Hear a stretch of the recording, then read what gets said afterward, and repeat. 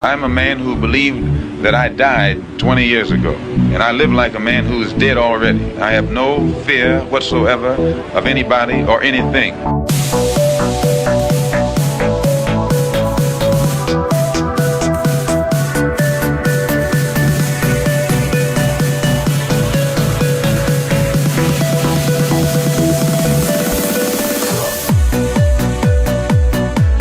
Gary Webb. I am an investigative journalist, and in 1996, I wrote a series of stories entitled Dark Alliance, which was about CIA involvement in drug trafficking.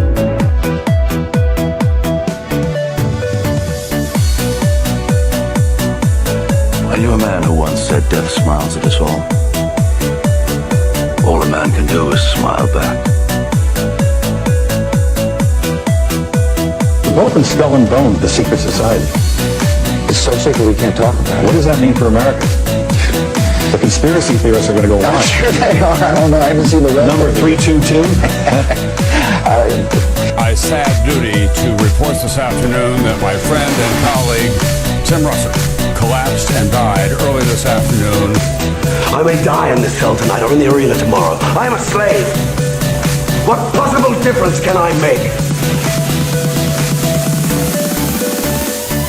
And no official of my administration, whether his rank is high or low, civilian or military, should interpret my words here tonight as an excuse to censor the news, to stifle dissent, to cover up our mistakes from the public, the facts they deserve to know.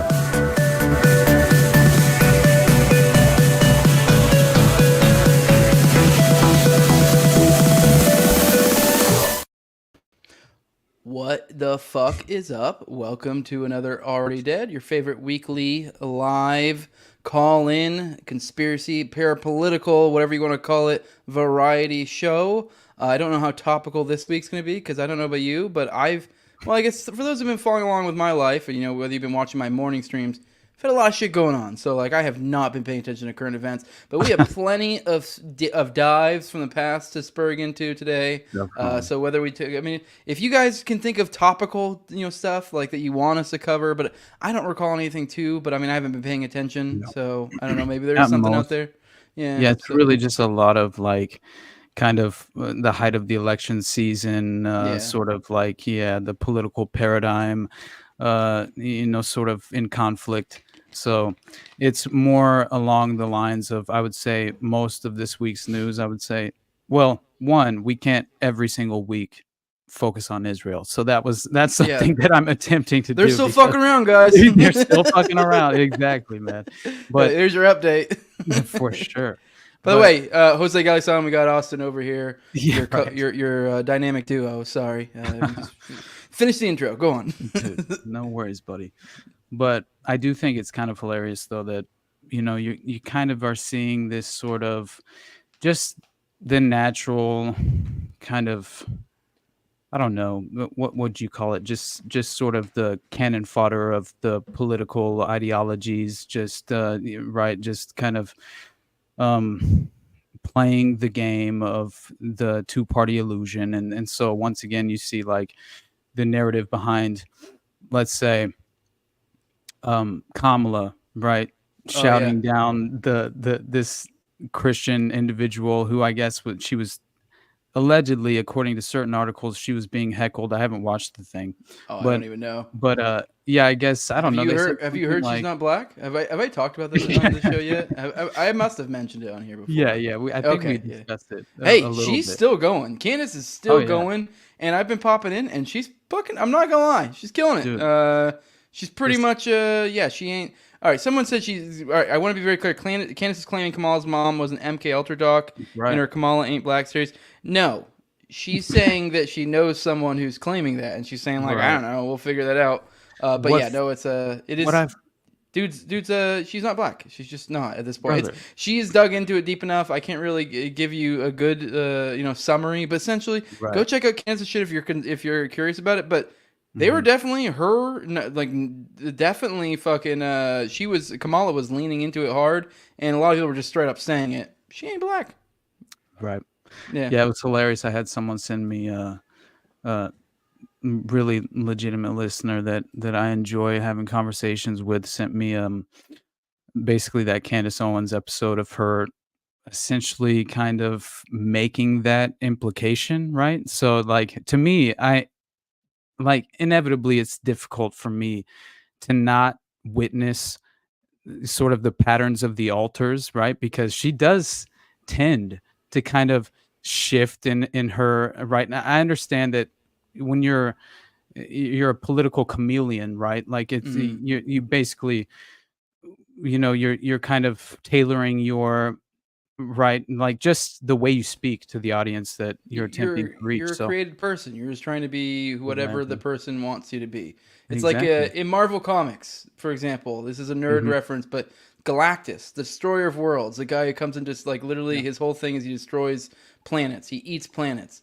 Whenever he shows up to whatever world he shows up to, he is in a form that they can understand. That yeah, he's not actually the man, Galactus that looks like a human. So that's what politicians are. They're like, I'm here to right, fucking destroy everything, but I'm gonna take a form that's comfortable for you. Like, exactly. yeah. It So truly is like, in essence, you know, it boils down to we need to be able to discern for ourselves between the true power brokers and their willing puppets, like I just tweeted, right? Because it truly is kind of like something I'm consistently just it's consistently being revealed to me. Every single thread that I pull on, I tug on, I jump down these rabbit holes, head first, and I inevitably, right, see this similar pattern. And so, like, when you have peak election season,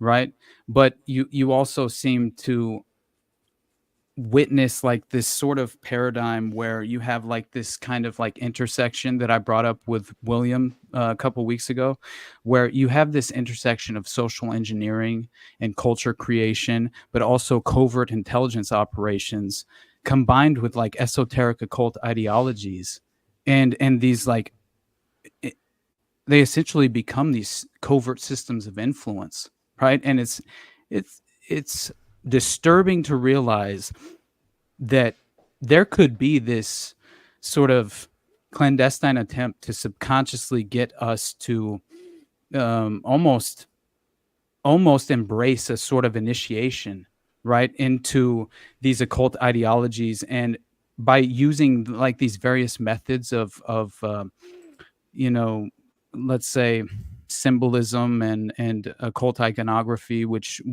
how many times can you point to that? Which, y- right, I had mentioned in the private chat a movie that I had just watched as well, but real also, quick, yeah, someone mentioned I'm not familiar with this story. I don't know if you are. I guess hmm, and it says on Piers Morgan. It says Daddy Falcor says, "You going to talk about the Israeli who admitted to taking out politicians on Piers Morgan?" That's news for interesting. me. Yeah, By the way, a little of an update. I'm probably doing a morning stream tomorrow, so if nice. someone can find any sort of good little links for that, especially short clips, Mm. send it my way, and that might get covered tomorrow because that sounds like the sort of thing they get covered. Although I'll be honest, I already have plenty of content to cover. I'm probably going to cover another.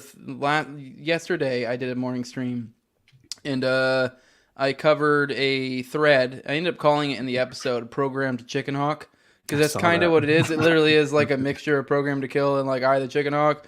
And Hmm. so like I thought that was a clever name, but yeah, that was a thread from Dude, I almost forgot about that thread. yeah, it was a I'm thread glad you from. Oh, immediately we'll brought it come up. back to it. I just was I don't remember why No, I it came think it's up now. important as hell to bring that up, honestly, Yeah. and No, I we'll come do back to agree. it, but I'm only mentioning it just in passing in the Hmm. sense that, we're, hey, send me this shit because I'll probably cover this tomorrow. Yeah, it's no almost just a doubt. plug to, pop in tomorrow. That'll probably get covered if I can find it. But yeah, I do have another master thread from that same user that I'm probably going to go through tomorrow. And this one's going to be about the Long Island serial killer, one of the chicks who got taken out from it, and kind of weird connections with her. So, yeah, so Interesting. yeah, I don't know. I'm looking forward to it. But I also have a fucking what's his name? I almost said JD Cashless, but it's not JD Cashless. Ken Silva. I have Ken Silva Yeah. article to read tomorrow, and then probably some other Are you shit. gonna But read that that? might make it. Yeah. Huh? Are you gonna read that election The day terrorism article? Because that was insane about is it the the dude that they've been fucking working for 5 years? No, I saw No, that that's the today. one I'm Yeah. Oh doing. my Yeah, God, dude. Yeah, that was crazy too. That schizo kid that they've been in yeah. contact with for over 5 years, essentially grooming him, which my God. Oh Yeah. shit! Former CEO of Abercrombie got Oh yeah. arrested for trafficking. Lex Wexner I Part Two. saw Whitney Webb Jesus posted Christ! about that. Mm-hmm. All right, well there you go. See, this is why I got you guys. So you guys need to, what you need to do is tag us and let us know when you see shit like this. So we're like, oh fuck, because I'm not always tapped into the current thing. Just because I have shit going on sometimes. This week was a rough week for me, but also I'm usually deep diving in some other past rabbit hole. But shit like this, yeah, I'm interested in. And honestly, this type of stuff usually doesn't get mentioned. So Yeah. yeah, so you need people like you looking out for us and letting us know. But sorry, go on. You want to tell us about your Roman Polanski movie you watched this weekend, which I My knew we were going to God. talk about. First off, I want to know, Roman Polanski, has he actually Yeah. done anything? I don't think I've ever watched a Roman Polanski movie. Does he have any movies that are like kind of Rosemary's well? Baby. I Oh haven't yeah. watched that. Yeah, I haven't watched Yeah. that. No, I Okay. mean he has many different. Honestly, he did like Rosemary's he's an Baby. amazing director as much as he's sort of, just entirely evil, right? Like because Yeah. it does seem to be the case, especially in context with, you know, if you read about what the LAPD, certain individuals who were right first responders at the investigation scene and the crime scene, and they essentially said they witnessed a tape where she was being gang raped and was not enjoying any of that, right? And so I do believe that he's somehow initiated into these satanic ideologies, whether it's the esoteric occult version of the process, or yeah, brother, that's Yes, what I was Namrock about to did. exactly. Namrock said, "Did you watch The Ninth Gate?" And that is exactly what I did, because I've known about it for quite a while, but I haven't watched it What'd for you that watch it exact on? reason. What'd you Uh, watch it on? Amazon Prime is on, Okay. actually. All right. You Yeah, didn't have to pay yeah. for it? No, I didn't have to pay for Okay. it. Well, maybe I might Yeah. have to check it out. You should check it out. Yeah. Yeah. Okay, Because we'll go it on. is, again, it dropped and was published in 1999, which is interesting because it's the turn of the century, and I think it's kind of like this what people need to understand is like there's sort of like this ancient pagan, esoteric, satanic, right, like belief that it's very strange because they sort of like they believe in this sort of rebirth, right? This process of rebirth, and it's disturbing as hell. And when I was watching the movie alone, I was just like almost taken aback, as if my participation as an audience member was subconsciously affiliating me with their ideology. It's like that's legitimately, after going through the ultimate evil, I almost feel as if there's some sort of energy that they're attempting to harness for some particular reason. Whether this is entirely speculation. I'm just saying that it consistently happens, and so I'm very much under the impression that you know you don't have to be consciously aware of what you're participating in to inevitably, right, sort of facilitate, right, that not just the ideology itself, but the thinking patterns behind it, which I think is more important, especially when you're dealing with culture creation and social engineering Deep at such events. sophisticated levels. Yeah. Yeah. Yeah. And I think that's why Hollywood itself, I always go back to the Laurel Canyon book, because just Hollywood itself, right? The name itself, the ancient druid composition for the wand, and there's no coincidence there. It's not a mistake. I mean, it has to be a spell that they're attempting to cast over all of society, whether we're aware of it or not. I don't think, essentially, that doesn't even matter, and it's kind of, that alone is disturbing. But when you watch this movie, yes, you feel and There's a reason instantly. for that. I believe you, brother. But I know that the night, like I said, Ninth Gate, released in 99. wasn't a huge success at the time, but because like a lot of people had an issue with the ending itself. It's kind of strange, but for me, it was perfectly fitting. It made all the sense in the world. And that was upon my first viewing. So I could see, if you have no prior context, where you might fall into that fall under that impression, I guess, but yeah. So it's ridiculous because, of course, 1968, Roman Polanski released Rosemary's Baby, and this is a psychological horror film about a newlywed woman who is groomed by a satanic cult to give birth to the Antichrist. All right, and in a way, this sounds like multiple cults we've talked about. brother. Yeah. And also think how many of them have a star child or whatever the fuck of some sort involved, like some sort of kid of some sort. Yeah. Sorry, go on. Absolutely, man. No, and it honestly, it dovetails in with it ties in perfectly with the Fort Bragg murders as well, which hopefully we can talk about at some point, because that involves satanic ritual abuse and also kind of this false narrative implicating like the Manson family, because it was a recent crime that had occurred, and the cult members themselves, who were essentially, the architects of this crime at Fort Bragg and the Dr. McDonald murders, which Dr. McDonald himself was inevitably sort of, hung out to dry and falsely imprisoned for years and years to this very day. But before I get before I get into that, honestly, we should finish just really kind of dissecting the symbolism and the occult iconography in that film, because it honestly was just something that I felt. I'm sure Roman Polanski thought it was his magnum opus to a certain extent. It was sick. It was something that it seemed like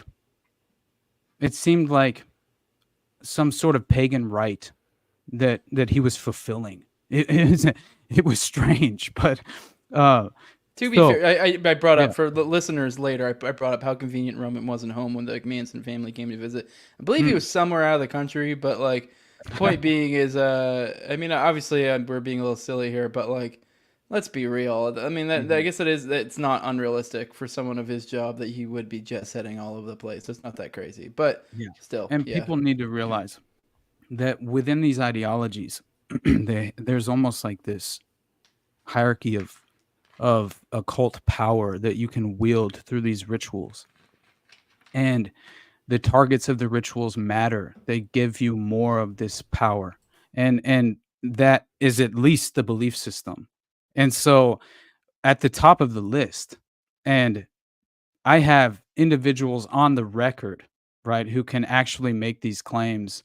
And it's honestly one of the most disturbing things that you can ever read is Helena Stokely's statement to Ted Gunderson.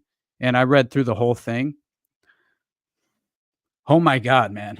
Like it really made me think that how many of these people, like, let's say Ted Gunderson and Bill Cooper, who are, kind of suspect.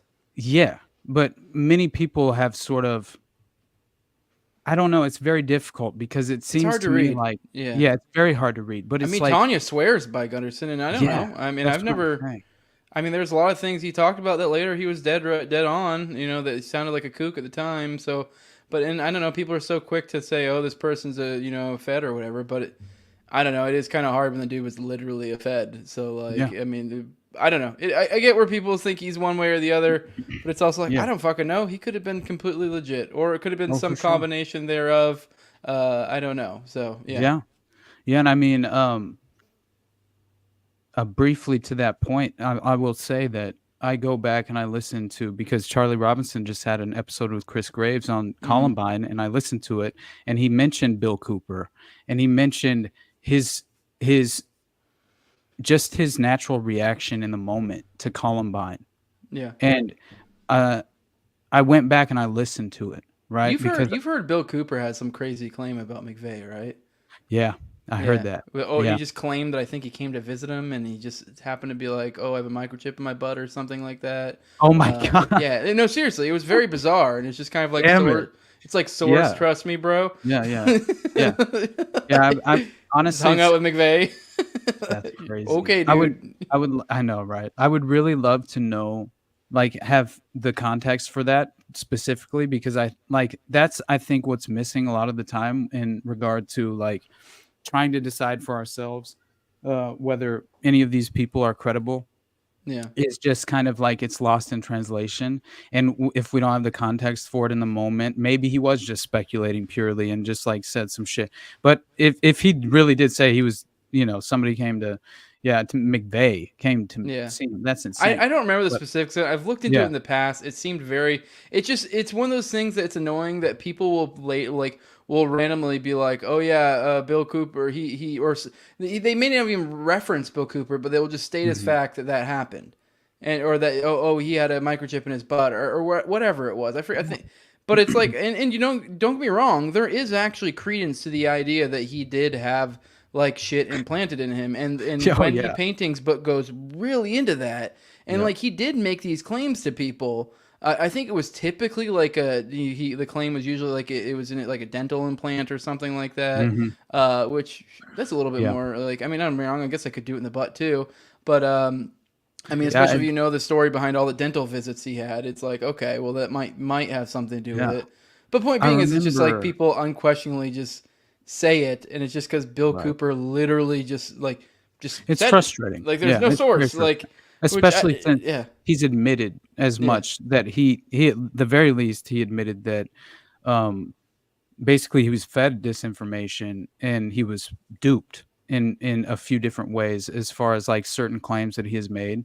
And so if you're willing to admit you're wrong, right? Like I need to know the context of the claims that are the most extraordinary. That way I can kind of discern for myself and engage the credibility, because I think it's very frustrating and many times, many different Here we times. go. Dirt McGirt, they stopped by the Army surplus store that Cooper was running his radio show. I will say the Army surplus store, that does make it a little bit believable in the sense that it's like, because that would be somewhere he would frequent. But I don't know. It just sounds like a made-up story, to be honest. Like, I don't know. Like, oh, I just happened to be McVeigh, and he said something about a microchip in his butt. Like, okay, Bill Cooper. Like, what the fuck? Yeah, you just got that inside scoop just all fucking serendipitously like that. Like, what the fuck? I mean, sure, maybe it happened. I don't know. I mean, I'm not even saying he doesn't have a fucking microchip in his butt. But, like, it's just, there's not really anything to back it up other than, trust me, bro, from Bill Cooper. I'm with you. Which, I mean, I get a lot of people like Bill Cooper, but he's made a lot of claims with no source. So, like, and the people just unquestionably go, well, Bill Cooper said it. And you're like, I don't know why that's enough for you. Like, but whatever. I know. I think often he would go into sort of like this rambling speculation and be much more emotional in his presentation. That happened very often. Anytime that I've heard him speak. Which he doesn't sound like someone that, I don't know, anytime I've ever listened to anything he's ever done, like, I don't come away thinking that he's really trying to deceive me. It kind of, I've kind of believed that he believes what he's saying, whether it's, extraordinary or not, and whether it's credible or not, that's a different thing that you have to grapple with. But what's that? Oh, sorry. I was about to butt in, but I guess I forgot you're getting to a point. I saw Jules in the chat brought up Rothschild connection, so I didn't know if you want to get into that. But I guess you can finish your point, and then I do want to hear what his connection is. No, yeah. Basically, I just think that the Roman Polanski movie, though, itself, like, my only point on Bill Cooper was that when I listened to his reaction on Columbine, he could have been a disinformation operative, but so this is Bill Cooper's commentary on Columbine as well. But his emotional reaction alone, maybe I'm just vulnerable, but I really feel like I can assess pretty well whether someone is, emotionally deceptive, or whether it seems like it's coming from a genuine place. right? It's like it was very difficult. But when I listened to him, he almost made me cry, man. I mean, it's maybe he is just a very convincing, right? But yeah, it was strange. I'm always attempting to just find out for myself whether the individual believes the narrative that they are putting forward. And that alone matters to me because it's like if you're attempting to deceive me, never again will I trust you in any way, right? Yeah. At any level.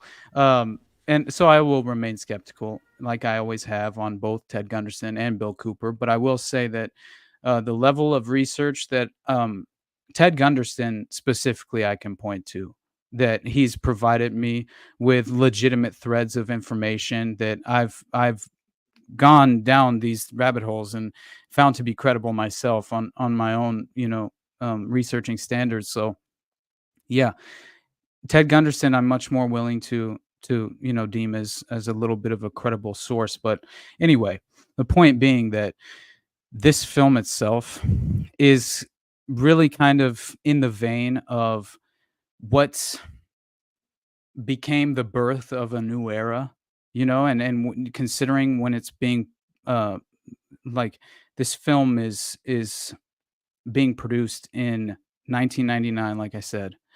And so the prophecy of Rosemary's Baby, of course, in 1968, when that dropped, uh, it came true in less than a year after the release, right? Where Roman Polanski's pregnant wife, Sharon Tate, was brutally murdered by the Manson family.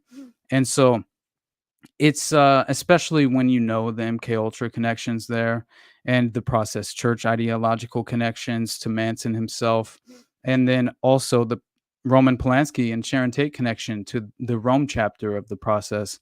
It starts to dovetail perfectly again. And so the end of the hippie movement, right? The summer of love, right? The final death nail was plunged into the summer of love when Sharon Tate was brutally murdered. And so 30 years later,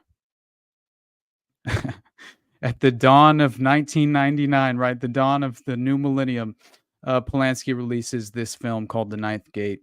And so very much in the same vein as Rosemary's Baby, right? Like you have to kind of grapple with the reality of the role that Satan plays in the film itself, because not at all is Satan is basically heralded as this powerful entity that is meant to be used as a tool, and it's not really put into the context of,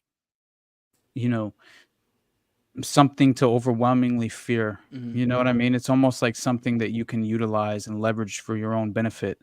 And it begins to kind of form into this exactly. But Justin Valentine says in Rosemary's Baby, the father was in the cult. Real quick, we'll get back.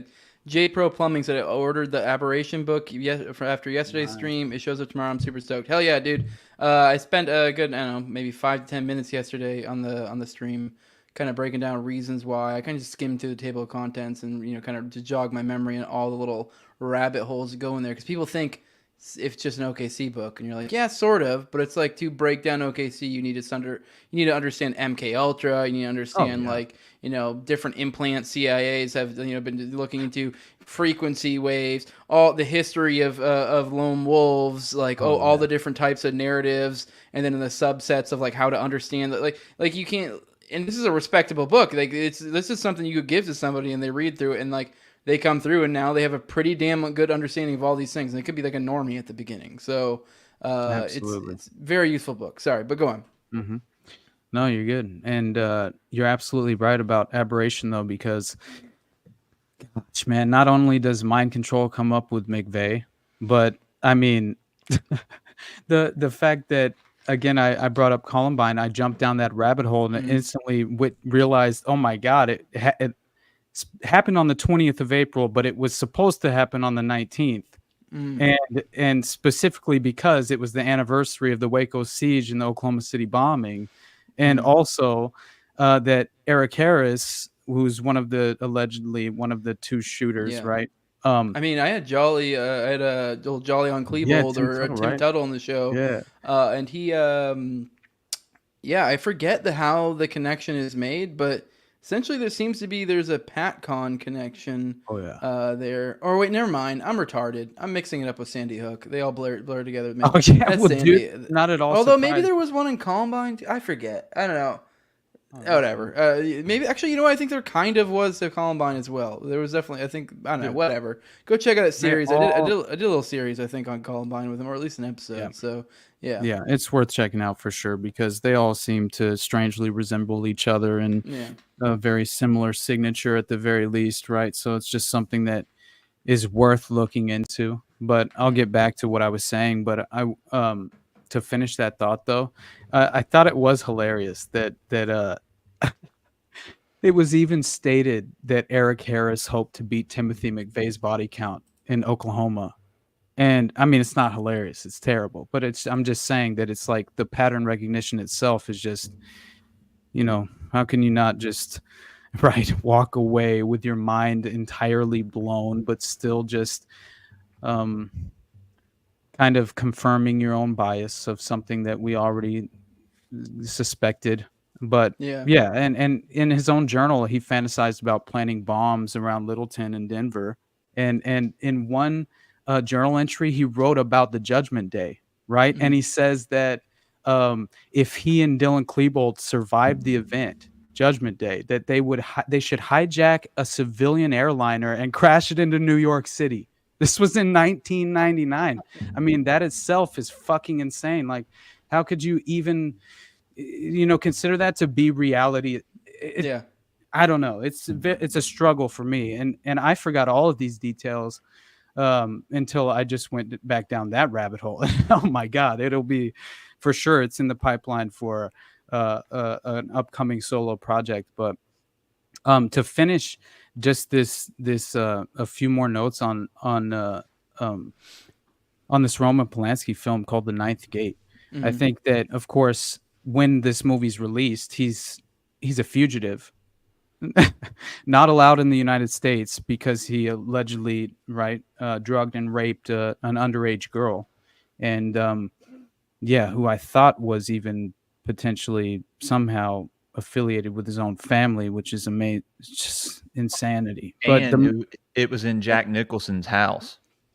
I remember that now. Yeah. My God, Jack I forgot Nicholson about that. is a weird motherfucker. Jack Nicholson, him, Dennis Hopper, and a few Stop. others all have tunnels that would run to the Playboy Mansion Stop underground. it. Now think about dude. Now think about with the little girl. My how God, often did man. that happen, right?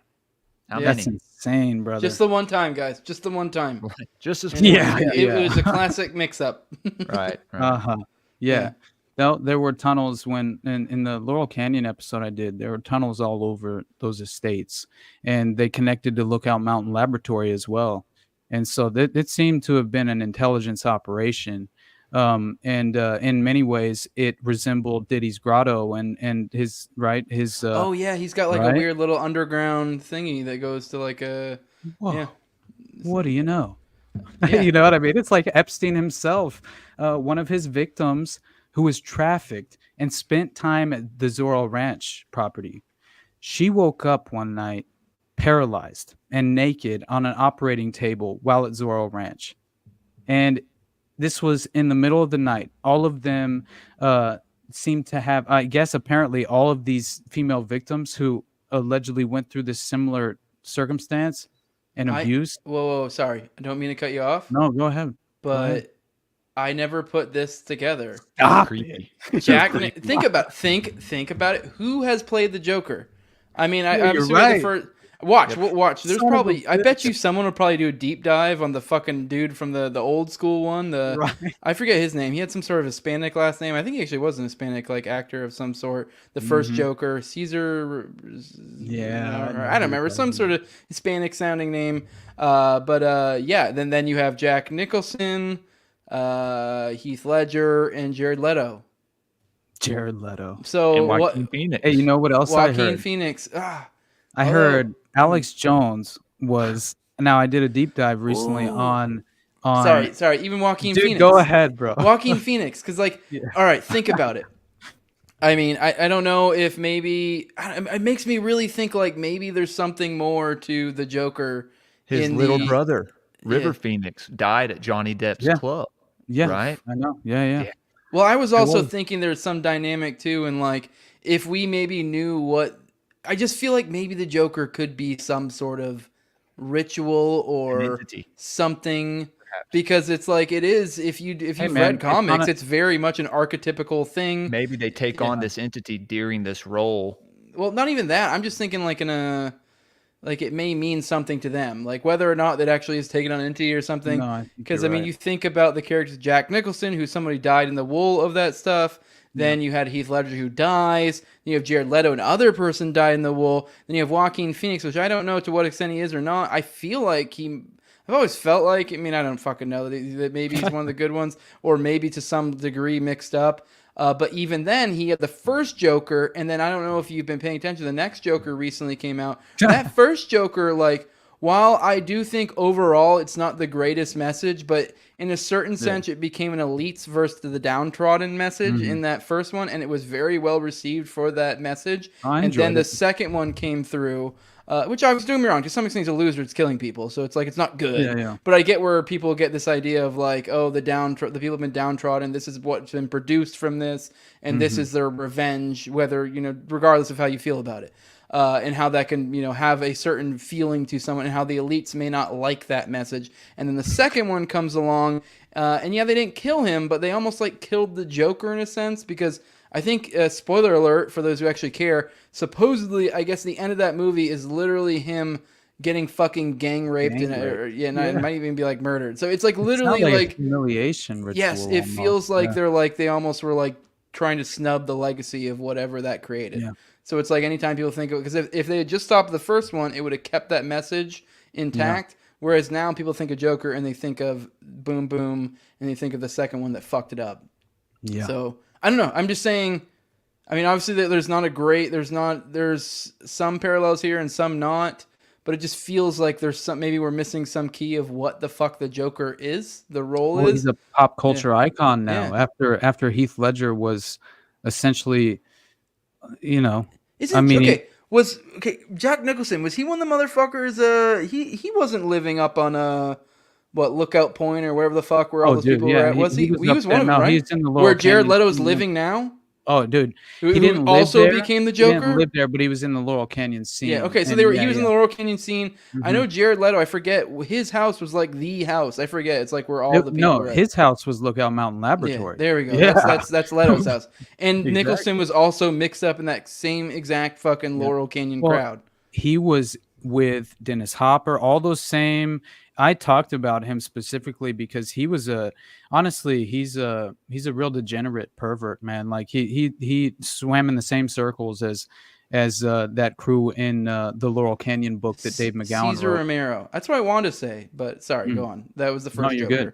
And I don't know if there's anything with him. Maybe there's some spookiness, but I know that was like fuckload of decades earlier, so I don't know. Right. I don't feel like it matters, but who knows? I don't know, because I feel like in its infancy, it was always intended to perform this sort of spell over the minds of the population, a social engineering,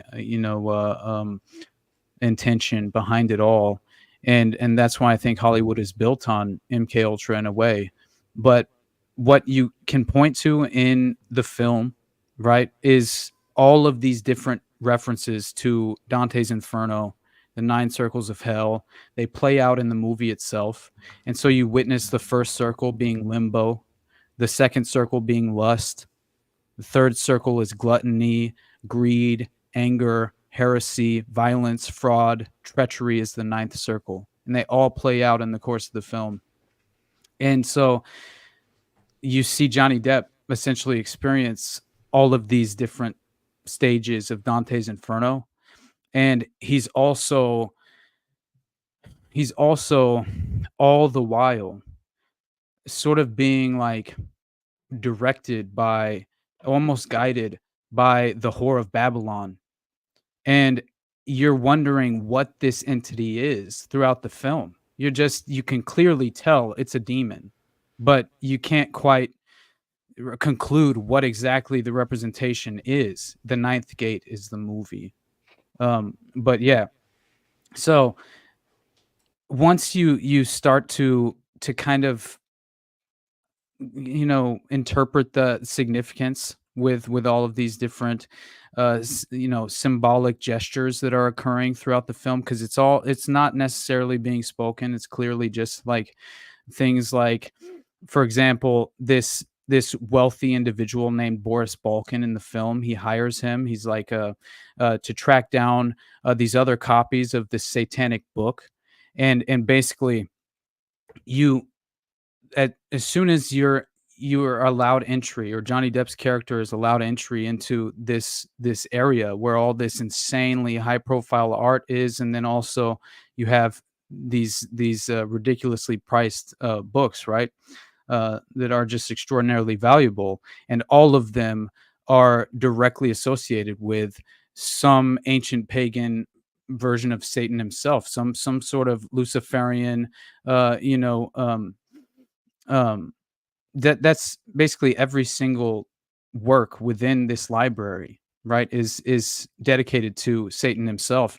And so there's like these ancient castles in France on the wall, and this comes back up later, and it all seems to resemble like this kind of Knights of Malta, Knights Templar Renaissance, like everything that I've covered within the OTS, within, right, just the Belgian Gladio itself, all the old Rosicrucian orders, and these are all within the same vein, offshoots, overlapping networks, almost indistinguishable at this point, right? Because it really just amounts to certain details within the ideology itself that is the only differentiating factors, right? And so it's like it's I'm obsessed with this at this point, brother. Like I witnessed like I think I'm gonna have to watch this movie, and then maybe we talk about it again next week. No, I think it would so be maybe great. we should leave a little on the table. That's let's perfectly save fine. Rothschild connection. Yeah, Dude, I had no idea. We're 41 minutes in. No, you're good. Actually, let's take a minute and we'll swap over to the call-in portion. We'll take a minute and thank our sponsors. We have Nadeau Shave Co. This that shit, guys. You need to get on it. If you're tired of that razor burn irritation, those ingrown hairs that come from those like stuff like fusion blades, those multi-blade nonsense, then this is the way to go. This Big Shave's been psyoping you to think you need that nonsense. You don't. Go back to traditional shave. You just need one little razor. That's all you really need. You don't need expensive nonsense. You can shave just like your grandpa used to. Whether you're doing your whole face or edging up the beard, the single blades give you a barber grade shave for a fraction of the price. You should upgrade your system. The standard issue includes one traditional safety razor and a box of 100 stainless steel razor blades. $75 for the entire year. Now think of that through for a second. $75 for a whole year. That's 100 blades. Let's be real. Those blades give you probably, 1 to 3-ish shaves out of them. So that's about 300 days of shaving. So you could shave every single day for 300 days roughly. And you'd be good. And who shaves that much? So let's be real. If you do shave that much, though, you might want to consider the Quarter Shave Club. You can do 25 cents per replacement blade. But yeah, do that math. Think about how many those multi-blade cartridge things you get every time. Those cost probably at least $30 these days for a few. And so you're gonna do that a few times a year. You're spending less for this. You're also not fucking up your face. Those multi-blade nonsense, that does fuck your face up. It just does. That's fucking 3 blades. That's 3 times the fucking your face up. Let's be real. You do the one blade's all you need. It's a COVID mandate refusing company. I like to bring that up all the time. This dude, Nadeau, he literally got booted out of the military for sticking up for what he believed in, and he took up entrepreneurialism to help support himself, and that's where we're at these days. So use code Jose for 10% off your entire order. I do appreciate this product. I appreciate this company for all they do and for supporting us. So if you want to support us in a roundabout way, and get something out of it, this is your way to do it. Nadeau Shave Co. Use Jose at checkout for 10% off. All right, guys. I'm about to bring up... All right, the lines are about to be open. 941-281-5857. You can give us a call, and we will talk to you. Or at least I will, because I still haven't figured out the technology to make it so you guys can talk to Austin. But Austin can hear you. So if you have a question, call in. Or if you're a patron... you of me or Austin, we give you a StreamYard link, and you can join in as kind of just like this. Oh, never mind, I fucked up. Just like this, you could join in just like that. There you go. I meant to do that the first time around. So you can join in as another little face alongside us and talk to us and hang out, or you can call in. Or give us suggestions in the chat. But here we are. I did want to talk about that thread that I talked about on my morning stream yesterday. This is I'll bring it up real quick. Let me see. Share screen. Share. Right. See that? You see that, Jules? I'm being a dick. See, I didn't bring up our chat. I did it though. Oh, you did what? You brought this up? No, I'm saying I switched to the custom layout like you told me to. Nice. I see what you're saying. Oh no, well you fucked up because now people can't see it. We got to go back to the other layout. I don't know. Oh, damn it! What'd you do? Oh, there we go. Oh fuck, dude. There we go. All right. Sorry.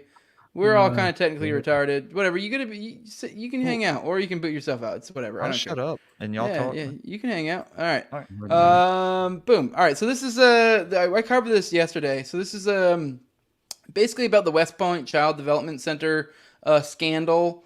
That I believe that might have been the one Aquino was associated with. I think.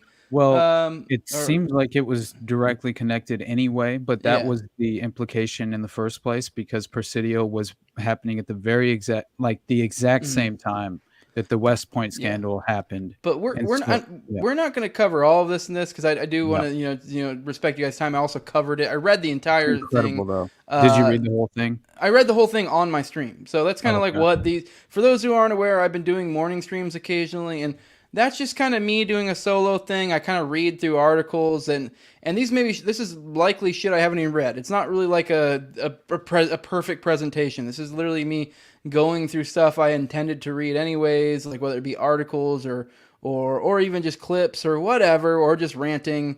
And this is the one I went through. So I read this in the fucking stream. I read it, so it's not like it's anything original of mine. I took it from Lena Ajit. So I highly recommend following it. This person doesn't even have a lot of followers yet, but they're putting out really good content. So haven't been on very long. So yeah, you might want to hop on that one. Covers a lot of stuff like this, but essentially I believe this is a she with a name like Lena.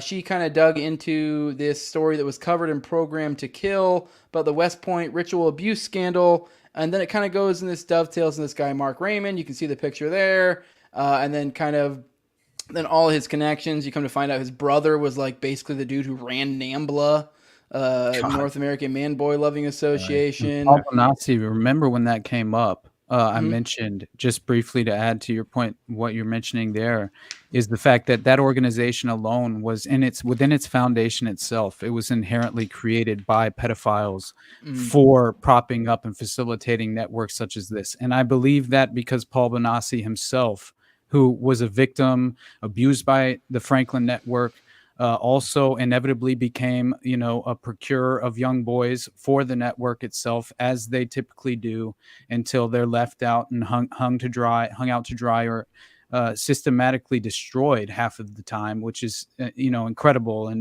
and very devastatingly sad and tragic. When you witness that occur. But anyway, go ahead and continue. Yeah. But anyways, this dude, this is Mark Raymond, was the guy who was associated with the thing, and then his brother is a NAMBLA guy. It kind of goes off on a little bit of a tangent on his brother and stuff, which makes sense. The most notable thing that the main guy, Mark Raymond, the main guy that got busted, I believe what they got him for was CP. Everyone knows who that is. I'm not saying it because we're on YouTube. The old child stuff. And also he was sending like NAMBLA stuff or some shit, and his like reasoning was like, oh, I was sending it to my brother to be like, hey, look how bad this is, or look what they're doing, which, like, I don't know, kind of retarded. I don't know what more there is to it, but it does obviously. Then once you see who his brother is, you're like, yo, what the fuck is going on here?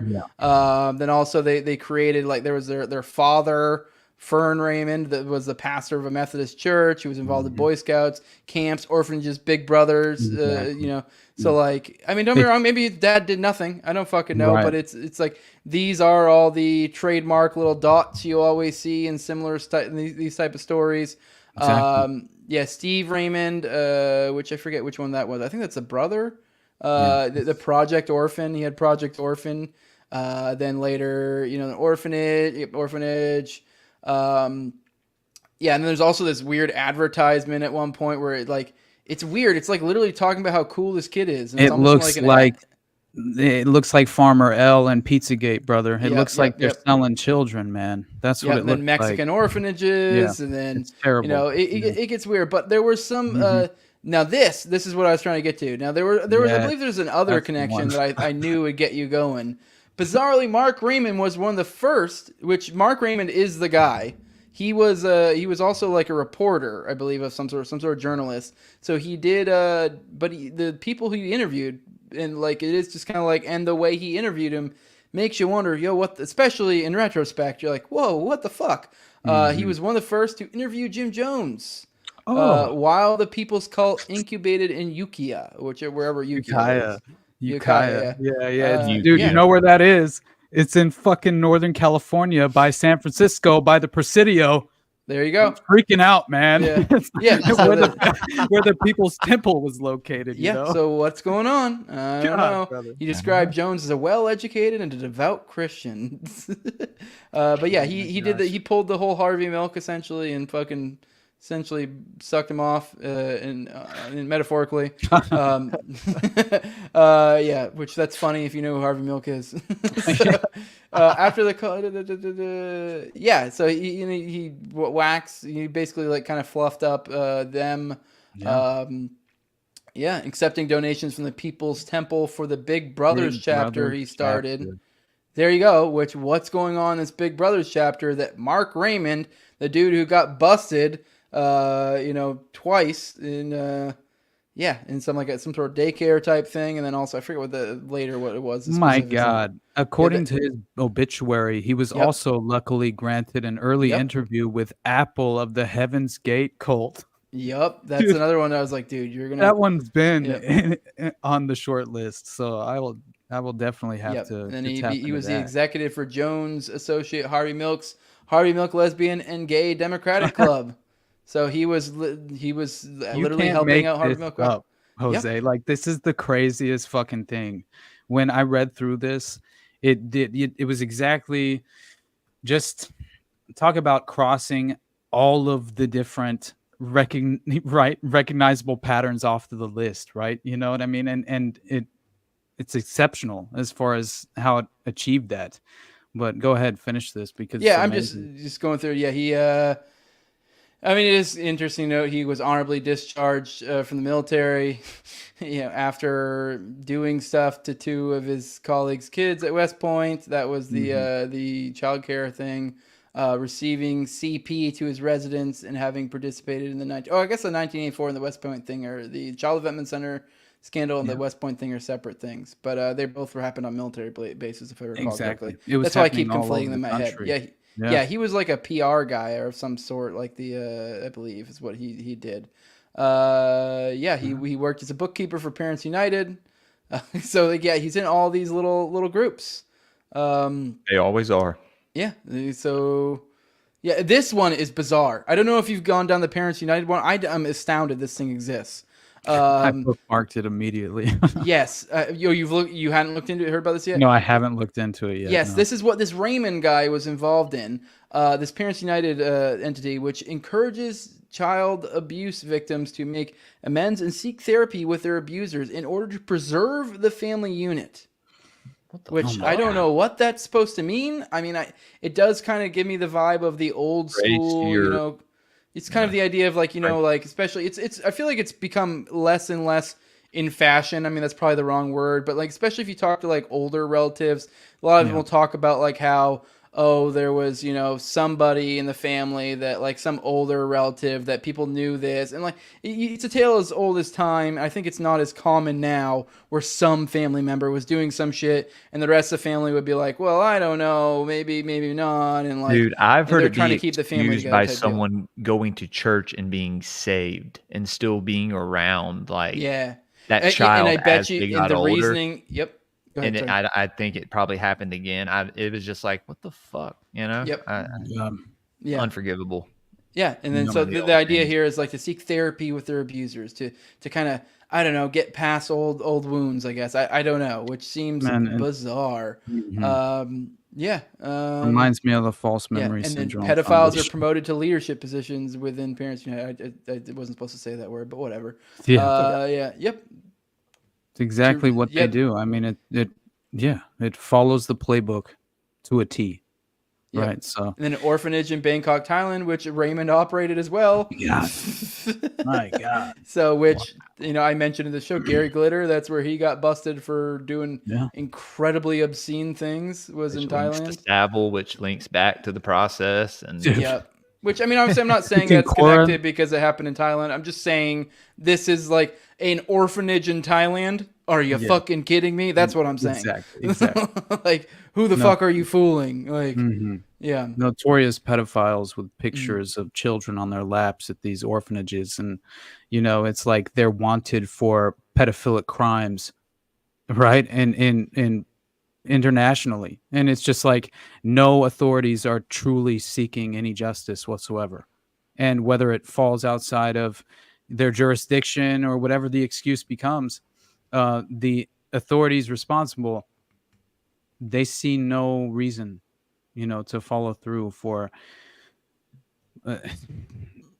what becomes to me essentially, an attempted cover up. I mean, that's the only thing that I can see is that why else do we consistently witness, right, the authorities only inserting themselves to cover up the network of abuse, right? Because it always has to boil down to the public will accept this and no longer ask questions. So therefore, it was this solo lone gunman or a lone individual perpetrating the crimes, right? And the public just consistently, right, embraces this false narrative. And they don't want to ask any further questions because it's too disturbing to them. Their delicate sensibility, it's disrupted. And therefore, they would prefer to just have some sort of, God complex that they consistently attempt to, fulfill, whether it's subconscious or not. That's why you consistently see people just, right, engaging within the two-party illusion and actually believing the words of politicians. It's like, how can you not realize, the difference between the true power brokers and the willing puppets, right? It's like, it's just, this is something that I think it's been resonating with me as just something that we consistently need to highlight and spotlight, because I think it is just very much overlooked and unacknowledged, right? And that's why you just see people there. It's very naive. It's something that you don't want to hear. I understand. Real quick, I did want to point out, Dirt McGirt says that supposedly that Lena character is a researcher for the guy representing the victims of the Long Island serial killer, which, if that's the case, I'm very interested. I didn't realize that. This person just showed up in my feed, and I was just like interested, and I bookmarked it, and then I read it in the show, and just so happens to be it. The person only has like 400 followers, but it's only been on Twitter for like, I think, a month or two. So did you mention it beforehand, or had you looked into the Long Island serial killing? I mean, I've covered it on the show. I've had Shane Cashman on a couple times. I mean, I've been meaning. You know what? I kind of hope that is cool if that's the case. I invited her on. I haven't heard back from her. I literally just invited her on thinking she was some 400 follower account with interesting content. So like, I didn't realize she actually had more to it than that. So that makes it even better, because I've been wanting to. I don't know if you saw. I believe this actually may have been covered on Ramsey's show, which you're getting ready to go on again here soon. Hell yeah! And I believe he covered it recently, where this researcher, I'm assuming probably her, and the lawyer, I forget the guy's name, came out with a bunch of new crazy information about the Huerman guy, the killer, like snuff related stuff, like SRA related stuff. Like this dude was he had like I believe a cousin or uncle or something that was like running an SRA church with like verified the Long Island serial killer. Yep. Dude, I've never looked into this, so I'll have to immediately put it on the list.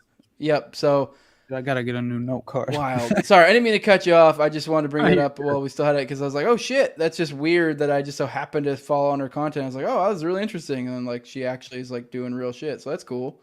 Yeah. So Jazz says, check out the movie Under the Silver Lake 2018. Is really interesting style and all about Hollywood underground conspiracies involving music and media. Hell yeah. Yeah. I will. That's pretty much the only movies I enjoy now, which is terrible. But it's basically like I need to either be entirely distracted, like that's really what it is. I'm completely, sort of like applying myself in every sense of the psychological aspect of just having to like endure the excruciating details of some of these things, or I'm just attempting to radically distract myself from the reality that we unfortunately reside in, even though I'm not again being negative or trying to offer a black pill. I just swear that I do for some reason it either has to be not at all in that vein, and when it comes up throughout whatever we're watching or consuming, I sort of just kind of like take a back seat and like, yeah, I know what that is, and I allow it to happen. I am still enjoying myself, and you have to compartmentalize or you'll just lose your mind.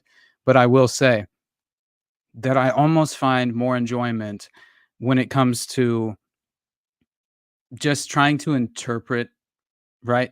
Really try and interpret the underlying narrative and the underlying objective that is truly attempting to be achieved through whatever let's say Hollywood film or whatever fictional book, or I mean I'm telling you, there are covert influence operations happening. It's full spectrum dominance, right? It's fifth generational warfare. It's something that people can't really comprehend because we're sort of just in the thick of it, right? Well, it's like we're being targeted from all different directions, and we're trying to, at least if you're like a proactive, I guess you're just a critical thinker, and you can kind of like objectively view things for what they are due to just overexposure, because I tend to think that that's what effectively happens, is that it's due to overexposure and additional narratives that you never would have even conceptualized in the first place, and being exposed to them, right? It removes that veil that we've spoken of often, many times, right? And so yeah, anyway, that thread is almost emblematic of this disturbing phenomena that's disrupting all of global society that I focus on a daily basis. People trying to fuck kids, yeah. Speaking of which, although actually I don't know if there's a connection here. I don't recall. Maybe it's one of those things that once you start talking about, jog my memory, and I'll be like, oh yeah, I do know about this. You were really wanting to spurg on about the Fort Bragg murders today. So I don't know if you want to like kind of quickly remind us or tell us what this is. I feel like the way you mentioned it in passing is like I should know what it is. And the fact there's SRA, like maybe I have, I don't know. Like we were talking before this started, when I was going through this thread, I didn't remember to what extent this is stuff I've already covered before, and I'm just like rediscovering, like, oh my god, because I read, it was a while back, I read Program to Kill, and I've forgotten most of that, especially little details. So it's like I don't remember what and so I don't know. The same thing with the Fort Bragg murders. I don't know if you want to give us a quick spin up on what that is, and maybe is that something that was covered in like PTK as well or something, or maybe not. No, it really was. The Fort Bragg murders were kind of like this. It was a Ted Gunderson thing. Okay. It's what allegedly really set Ted Gunderson down the path of satanic ritual abuse being institutionalized on a military level, meaning like that not only was it being facilitated by, you know, domestic agencies, but also this was some sort of military intelligence operation, right? And that does fit, um, especially when you consider Michael Aquino, right? His ties to military intelligence and psychological operations in the mind war.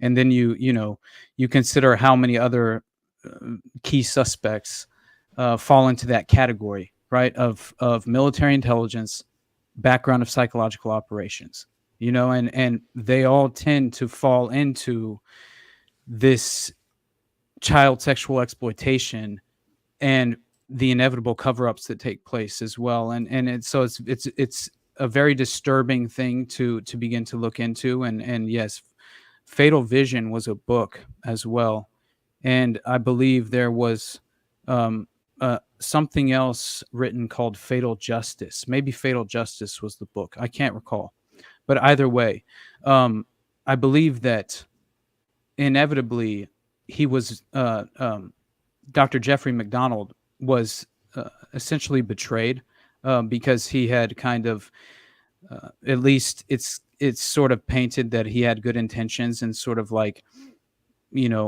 full disclosure, was giving people, information because he viewed them as like credible and reliable to try and help his case and help to objectively make his case. And So real quick, just to back Yeah. up, so people, I mean, I know we have this up, but not everyone's like looking at this. Yeah, Essentially, sorry. the idea is that he killed his wife. The what instead happened is, what he's convicted of is that Yeah. he killed his wife and two daughters. Mhm. But he claims that it was a few people broke in and essentially murdered his family. Right. So, but yeah, sorry, go on. No, you're okay. It's honestly, I think that when you get into the reality, Ken Adachi, who he is an author and he wrote a book, and I think that he's the one who wrote um Fatal Justice. But maybe I'm wrong. I think that's the name of the book. But either way, This guy's still in prison too, isn't he? yes. Yeah, it's Which and he in 1979, because I didn't see it it's died on amazing. there. So Yeah. And also consider what was occurring at this very particular time, right? Like in history. Um, because this was the height of Iran Contra and kind of, smuggling weapons and smuggling drugs through, right? So basically it was leading up to the height of Iran Contra, and really it was setting the precedent using the Vietnam War and smuggling heroin and all of these different things, which has been proven now that Fort Bragg was, it was legitimately smuggling drugs in a mass, right? Like this was a policy of bringing drugs in domestically and facilitating them throughout the country. And that was inevitably, right, like exposed through all these different scandals that occurred at Fort Bragg. Even if you look into Fort Bragg now at this very moment, I still think this is something that's being conducted at a high level, and Get it this. never ceased. The youngest daughter was stabbed 33 times. So, Dude, okay. So it gets bless crazy. their hearts, man. That shit almost made me sick, cry bro. reading It's it. very Yeah, sick. Now, that's listen to this, all right? Because there's this woman named Helena Stokely. And when you get into the claims of Jeffrey McDonald, and you realize that basically, by the way, guys, I got a call coming in, so I got to set that up. All right. I got you. I'll get okay, out of here. sounds good. You guys can keep So going. sounds good. So Ken Adachi, he's the author and also a brilliant investigator who looked into this Jeffrey McDonald case, and he claims that he first learned of the injustice inflicted upon Jeffrey McDonald in a talk given by Ted Gunderson, right, FBI senior special agent in charge, and Ted Gunderson gave this speech on the night of July 7th in 1999 in Garden Grove, California. And Ken Adachi says he didn't know Ted personally at the time, but did know of his efforts to expose the role of Satanism in the CIA and the abuse of young children who were kidnapped, sexually assaulted, prostituted, sold at auctions, mind controlled, and sacrificed in satanic rituals. So the infamous Green Beret murders in the 1970s basically became a mini series on TV. It was really kind of like brought into the cultural zeitgeist at the time. And McDonald had already served 20 years in prison, right? While these TV series were being conducted, yes, basically smearing his character and so anyway, it gets into basically the fact of the matter is Dr. Jeffrey McDonald was wrongly convicted in August of 1979 of the murder of his wife, Colette, and 2 young daughters, 5-year-old Kimberly and 2-year-old Kristen McDonald, in a bloody and grisly satanic-style murder scene that took place in their home in the early morning hours of February 17th. All right, Austin, real quick. Sorry, I've had him waiting for a while, and I finally got set up. No, you're good. All right, you're on with Jose and Austin on Already Dead. Go ahead and let us know who you are and what you're hollering at us for. Just call me Bo from Texas. All right. Nice. I just want to say, hey, thanks first off for your show, Better Off Dead, or not Better Off Dead, excuse me, fuck dude. For your show. Also, Tower Gang, you all got me last 2 years of my life. You really helped me just make it through. I know it sounds dumb, but you guys actually kept me going. Also, I just love your work on OKC and everything else. Like, I knew a little bit about this stuff back in the day when I was a kid. Like, I grew up in, like, the Midwest militias, but, like, adjacent to that, like, my dad's like, yeah, those are good people, except for, like, the racist people, if that makes any sense to you. Sorry if I'm talking really fast. Oh, you're good. You're good, buddy. Man, I can't believe I made it on air. Oh, you're good. So anyway, but, yeah, like, just re-seeing all that stuff again. Like, I remember as a kid some of the stuff, but just you redoing it all, just all the memories flowing back and just seeing stuff. And then putting little truth bombs out there for people on little stuff that the fucked up things that the government's doing. You know what I'm saying? 100%. Yeah. Well, all right. Appreciate. I'm glad you found a value in our content. Highly recommend go checking out Austin's stuff as well if you haven't. But I'm glad you're getting something out of it. I'm glad you're digging the show. You gonna get a question or just a quick shout out? That's it, bud. That was just a quick shout out. Thank you. I need to go ahead and check out Austin's out. Sorry, I've been listening to you talk about Austin. I just haven't hopped into it yet. Oh, you're good. It's dark, brother. I understand. All right, y'all take care now. All right, you too. Thanks for calling in, man. You have a good one. All right. All right, bye. That was great. All right, cool. All right, sorry, I didn't mean to cut you off. You've been waiting for a while. Go ahead, bud. I don't know where I cut you off. I was completely handling that in the back. All is well, my friend. I was just basically introducing the wrongful conviction and kind of which occurred in August of 79 for the murder of his wife and 2 children. And really what's very strange about this entire scenario is that you had initially McDonald exonerated on all charges following a long 4-month Article 32 military hearing in the summer of 1970. And the CID was trying to basically hang the murders on McDonald, right? And that really came out in the wash, especially when you get into the different individuals who, because there were more than one person came forward and actually, admitted on the record that they were a part of these murders that took place.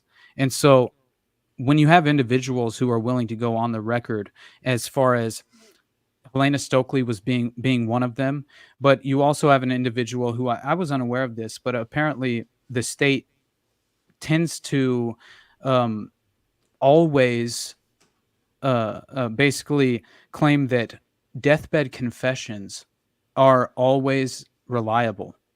And so I found that interesting. It makes sense. I mean, how many people would truly go to the deathbed, holding up some sort of sophisticated con or deception of some kind. But still, I did find that interesting. But you did have one of the individuals, a male, who he I mean, he basically told more than one person, multiple individuals, that he was also a part of these killings, right?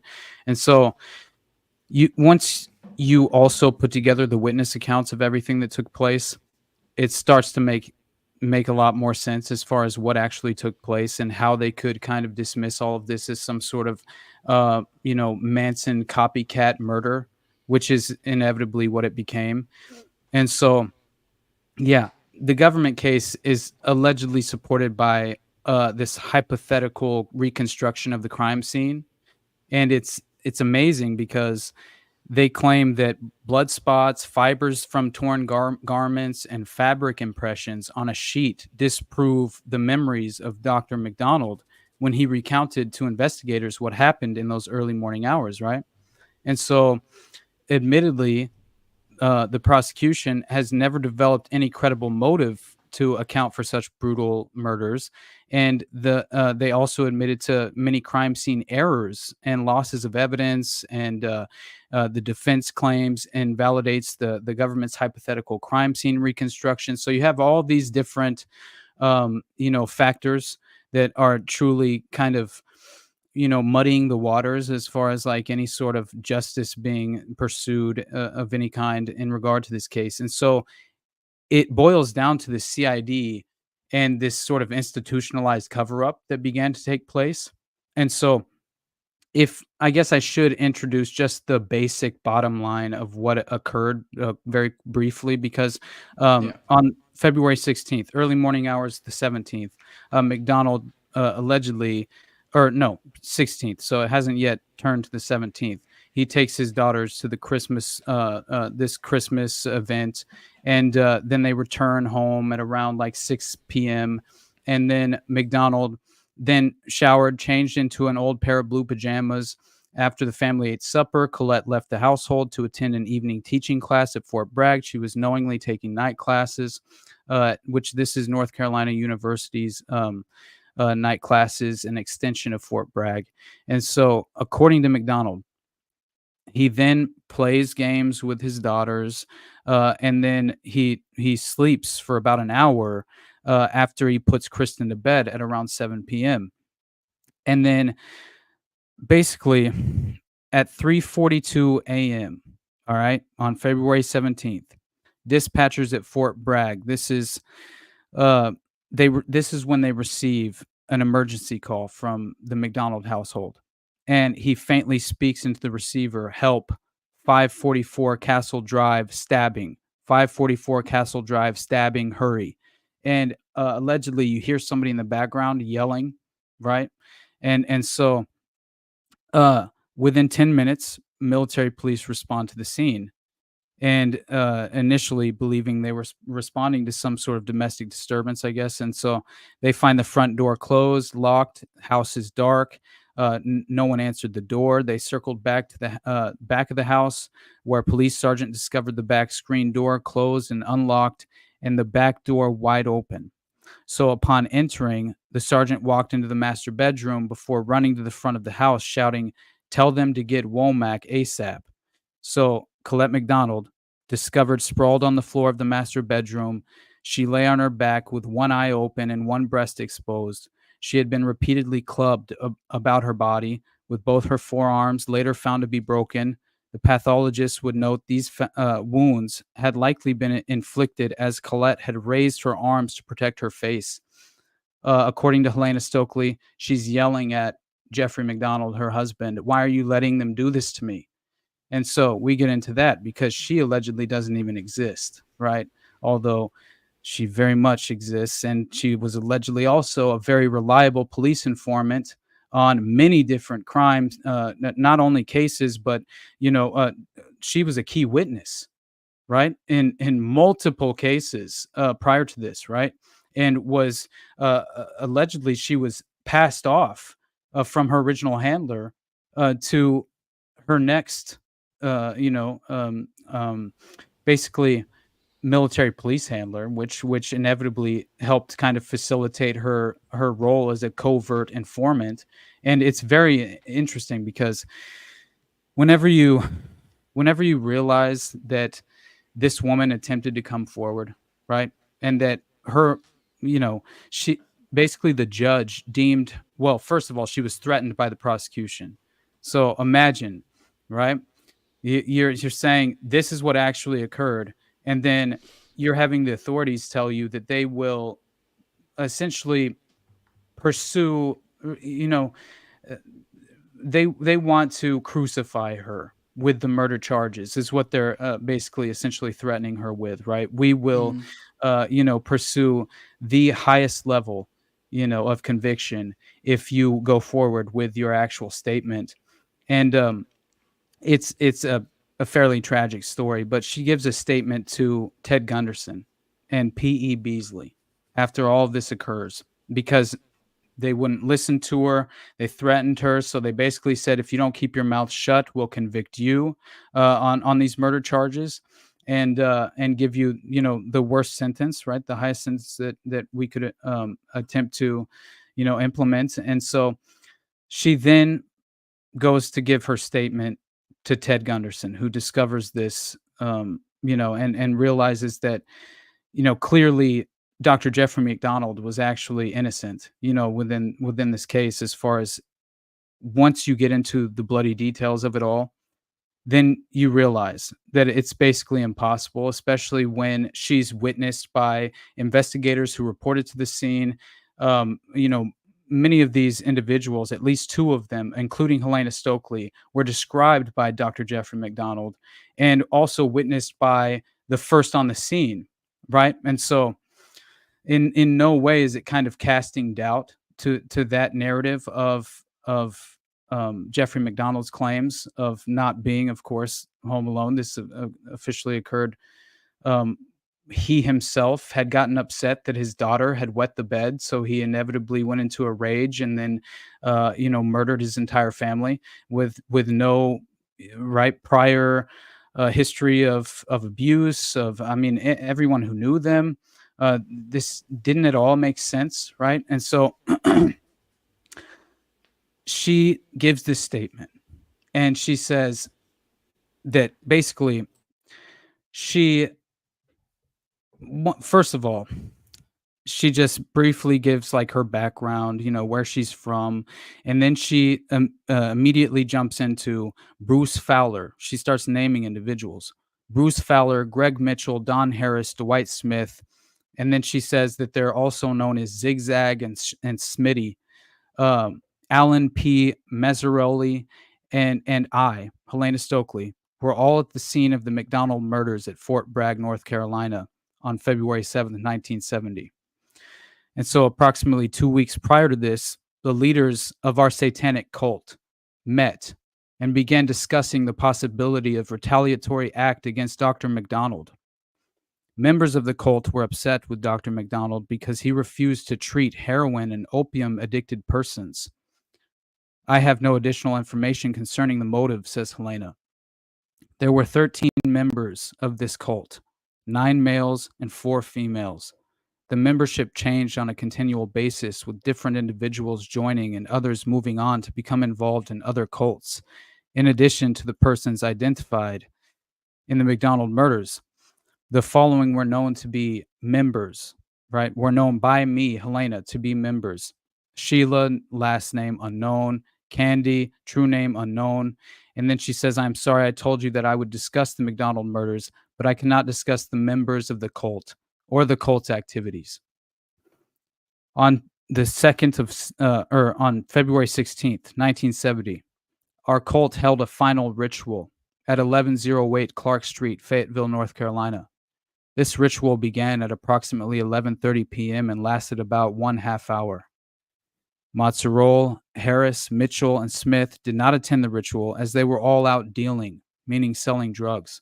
Now, another thing to consider is the fact that it's knowingly, like it's been entirely exposed now, that Fort Bragg has a history of smuggling drugs internationally from foreign conflicts, right? And that included. I do want to point out, Justin Valentine said they portrayed Stokely as a drug Yeah. addict, which he certainly was, among other things, hurt her credibility, Yep. which made me think how you mentioned how they're selling drugs, and that's Mhm. part of this cult.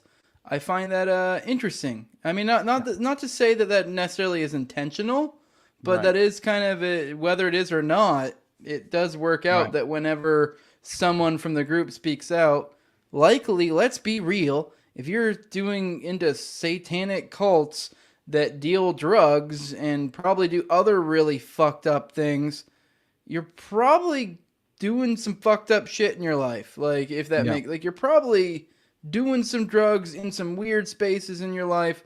So it makes sense. And on the flip side, the SRA victims are in the same way a lot of times. And like, look at these people, how destroyed they are from the people I just mentioned before. And now they're on drugs or whatever, so they're not credible. So on both sides of the coin here, it is like if someone speaks out, it's like, well, this dude's a drug addict. Look how fucking Right. broken they are mentally. Look how fucked up they are. Blah, blah, blah, blah. Exactly. And it's like, well, I mean, there's might be a little bit more to that than just like, Yeah. just, they do Especially, drugs. how do you contend with the fact that she was vouched for by prior handlers as their key informant, which she actually contends with within the statement and names her her handler, and also you have to realize that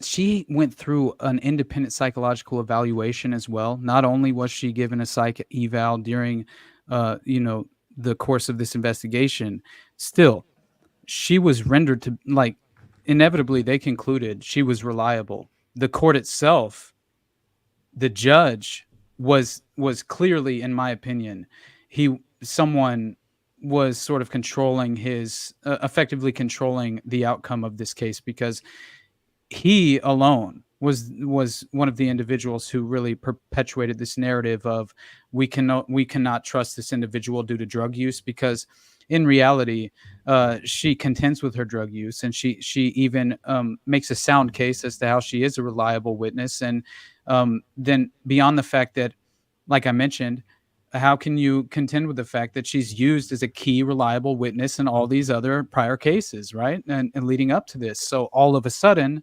when it's contrary to the official narrative, we must silence her no matter the case. And that's exactly what they did. And the individual himself was named as far as the one who threatened her during the investigation. And he was a part of the prosecution and was, of course, going to attempt to facilitate the cover up. And so, especially when you come to find that they apparently there were sort of like elite individuals with very, powerful influence that were supposedly, according to Helena Stokely, were involved in this cover up.